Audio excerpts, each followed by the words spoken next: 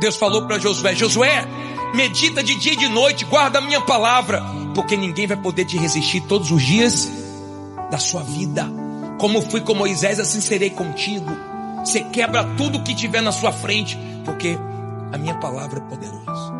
E eu já falei para vocês que vai chegar uma época que o ser humano vai ter fome e sede, não de comida, não de bebida, mas da palavra que hoje tem em abundância.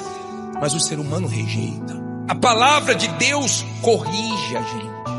A palavra de Deus nos conserta, nos molda. Quando você ouve a palavra, você enxerga o que você precisa mudar. E quanto mais você lê, medita, guarda, pratica, mais ela te muda. Todos que desprezaram a palavra foram destruídos. Todos que guardaram a palavra venceram tudo que se levantaram contra ele.